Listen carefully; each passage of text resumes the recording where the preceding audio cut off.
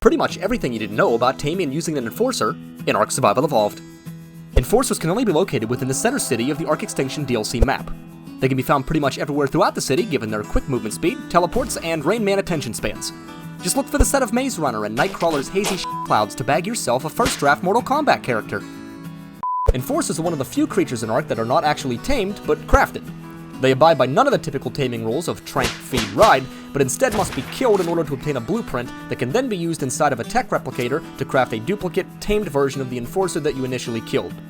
They wander around passively for the most part, only occasionally attacking carnivores or players and tames that they deem as threats to the city. Scouts are directly linked to Enforcers, so if a scout sees you attack a creature, or if you have a weapon in your hand, or if ARK just feels like being ARK, then nearby Enforcers will become aggressive and attack you. Fortunately, they don't typically spawn in groups, and by themselves they're about as dangerous as a small woodland creature submerged underwater. They can also be affected by bolos, oddly enough, however they're still able to teleport while under the effects. Kill the thing, acquire the thing, craft the thing, done. Now as aforementioned, the Enforcer you end up crafting is a duplicate of the one that you killed. For example, if you kill a level 50 Enforcer, you will end up with a level 50 Enforcer rocking the same stats as the one that you killed.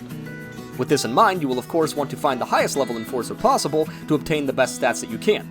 Like other creatures in ARK, each Enforcer has different stats upon spawn, so you will more than likely have to shop around to find the highest levels with the best stats. Enforcers are a relatively simple mount to control and have only a small handful of functions.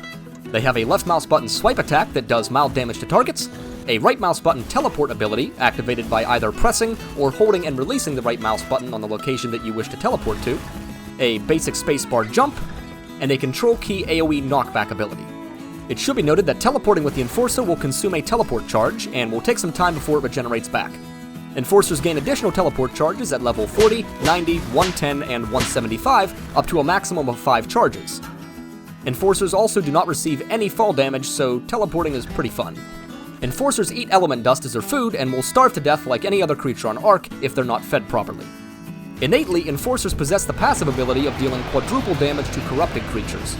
Combine this with their fast movement speed and moderate carry weight, and you've got yourself something straight off of George Lucas's Etch-a-Sketch. So what is the Enforcer's main use, aside from only furthering my fears of advanced machinery becoming self-aware and spiraling us all into oblivion?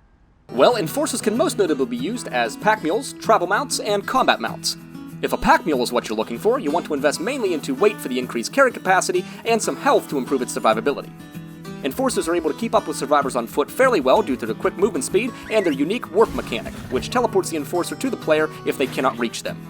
If a travel mount is your aim, investing points into movement speed is your game. But no, seriously, invest mostly into movement speed and stamina to get the most bang for your buck.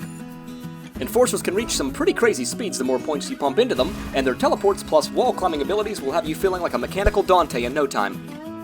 If a combat mount is what you're looking for, you want to invest mainly into health, stamina, and melee damage. Remember, an Enforcer's damage is quadrupled when fighting corrupted creatures, making them a solid choice when completing orbital supply drops and element nodes.